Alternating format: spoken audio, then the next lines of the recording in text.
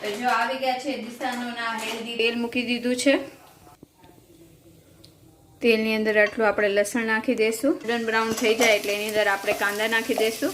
કાંદાને 1 minute સાંતળ્યા પછી 8 થી 10 કાજુના ટુકડા નાખી દઈશું। ત્યાં સુધી આપણે એક બાજુ ટમાટર કટ કરી લઈશું અને એને પૂરી ગ્રેવીને સારી રીતે આપણે પકાવવાની છે। કેપ્સિકમ અને ઓનિયન કટ કરી લીધા છે વઘારમાં નાખવા માટે। કાંદા અને કેપ્સિકમ છે, કાંદાને વધારે પકાવશું નહીં, ખાલી અડધી મિનિટ માટે પકાવશું અને હવે આપણે આની અંદર નાખી દેવાનું છે। જો એકદમ ઠીક છે આપણો। નમસ્કાર મિત્રો, કેમ છો? મજામાં ને? સ્વાગત છે તમારું મારી YouTube channel natural life with Tina પર। મિત્રો, મોજ કરીએ, આનંદ કરીએ અને આમ પ્રવાહમાં વહેતા રહીએ। મિત્રો, તમને અત્યારે એક વિડીયો આપી રહી છું। દ્રષ્ટિને કાલે ઓછીતું કે મને કંઈક ખાવું છે નવું, જે અમને મેળ ઓછો પડે એવું, પણ એને બનાવ્યું તો તમને વિડીયો આપી રહી છું। તમે જુઓ એને શું બનાવ્યું ને શું ખાધું, શું ખાવાનું મન થયું ઓછીતું। આમ તો હેલ્ધી જ ખાવાની ઈચ્છા કરે છે હંમેશા, પણ ક્યારેક ક્યારેક ચટપટનું ને મોજ પડે ને એવું ખાવાની ઈચ્છા કરે, પણ હમણાં તો નાઈ નહીં પડાય ને। નમસ્કાર। તો છે ને ઘણા દિવસથી મને પાસ્તા ખાવાનું ક્રેવિંગ્સ થતી હતી, તો ફાઇનલી રુચિતે મને ઓર્ડર કરી દીધા છે। મેં એમેઝોનમાંથી મંગાવ્યા છે દિશાનો પેને પાસ્તા। તો જો આવી ગયા છે દિશાનોના હેલ્ધી પાસ્તા, જે પેને પાસ્તા છે, જે 100% મતલબ ઘઉંના સેમોલીના કહેવાય ને એના બનેલા છે અને બહુ સારો એવો પ્રોટીનનો સોર્સ છે, જેની અંદર 0 કોલેસ્ટ્રોલ અને નો ફેટ છે અને જલ્દીથી બની જશે અને હેલ્ધી પણ છે, ટેસ્ટી પણ છે। તો ચલો આજે મારી સાથે આપણે બનાવી દિશાનોના પાસ્તા અને પછી હું તમને રિવ્યુ દઉં કે કેવા બને છે। એક તપેલી લીધી છે, એમાં મેં ઓલરેડી પાણી ઉકળવા મૂકી દીધું છે। એમાં આપણે થોડું નમક નાખશું અને પછી એની અંદર આપણે અડધી ચમચી જેટલું તેલ નાખશું અને હવે એની અંદર પાસ્તા નાખશું। જો પાણી બોલ થઈ ગયું એટલે આપણે આ દિશાનોના આપણા પેને પાસ્તા છે એ અંદર નાખી દઈશું। પાસ્તા નાખી દીધા। હવે આને 10 થી 15 મિનિટ માટે આપણે બોઇલ કરી લઈશું। જો અહીંયા 90% આપણા પાસ્તા કૂક થઈ ગયા છે, તો એની અંદર પાણી હું રહેવા દઈશ, કેમ કે એ પાણી આપણે ગ્રેવીમાં સારું કામ આવશે। ઓઇલ છે એટલે ચીપકશે નહીં। ને બાજુ પેનમાં મેં 1 ચમચી તેલ મૂકી દીધું છે।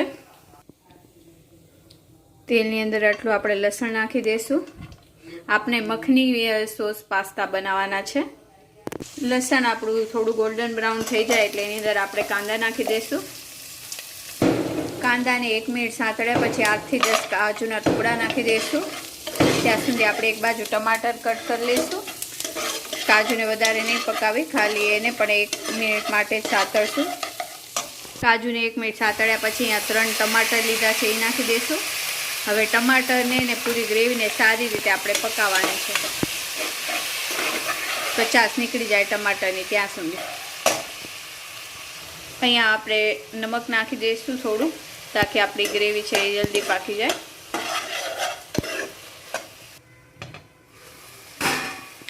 હવે જોઈ તો જો ટમાટર એકદમ મેસી થઈ, ટમાટર એકદમ આમ ગળીને થઈ ગયા છે રેડી। તો આપણે આને હવે ઠંડુ થઈ અને આની ગ્રેવી બનાવી લઈશું। ત્યાં સુધી એક બાજુ મેં કેપ્સિકમ અને ઓનિયન કટ કરી લીધા છે વઘારમાં નાખવા માટે। આ બાજુ જો ફરીથી મેં 1 ચમચી તેલ લઈ લીધું છે। હવે એની અંદર પહેલાં આપણે કાંદા નાખી દઈશું।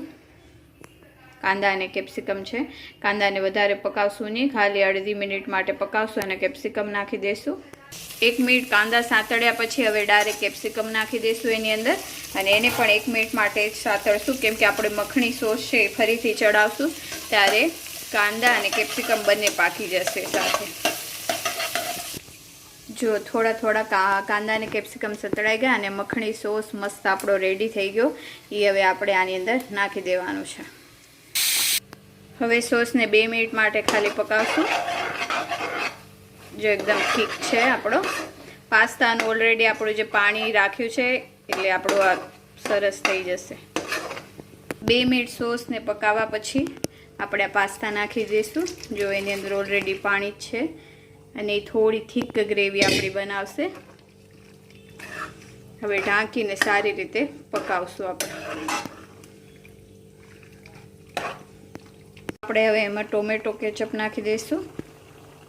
હવે તમને જેટલું તીખાશ જોઈએ એ પ્રમાણે આપણે ચીલી ફ્લેક્સ નાખશું. તો અહીંયા મેં 1 ચમચી નાખ્યું છે અને 1 ચમચી જેટલું આપણે ઓરેગાનો નાખશું.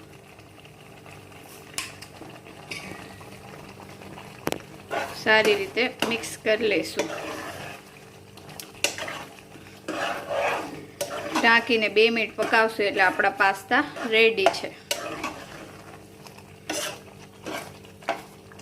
ડિલિશિયસ પાસ્તા બનીને થઈ ગયા છે રેડી છે ને એકદમ મસ્ત મખની સોસ વાળા.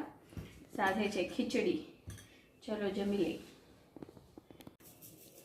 તો રુચિત, હવે આપણે રુચિતનું રિવ્યુ લઈશું. રુચિ કેવા બન્યા છે? Very juicy and beautiful. વાહ રેસ્ટોરન્ટ જેવા છે ઓલમોસ્ટ. વાહ, તો દિશાનો ના હિટ છે એમ ને pasta? Yes, perfect. Pasta hit અને શેફ હિટ.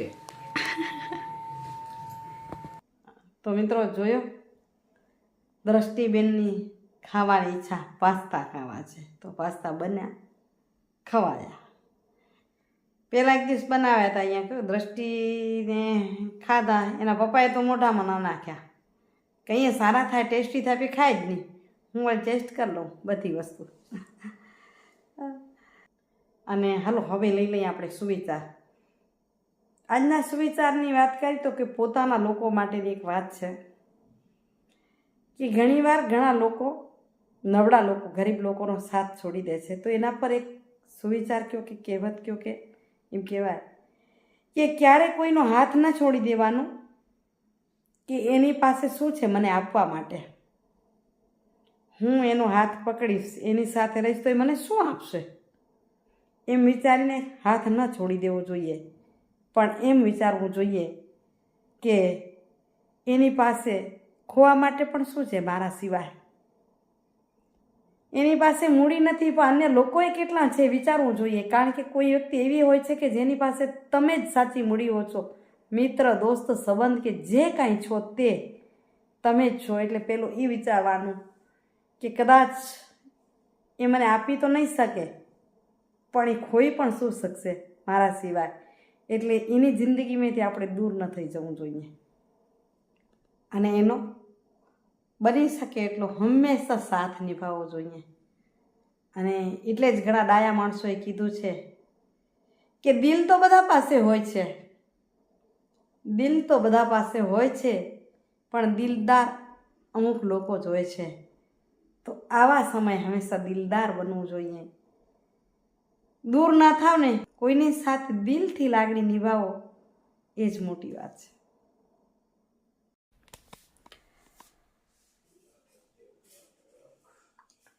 તો મિત્રો, આજનો વિડીયો સારો લાગ્યો ને?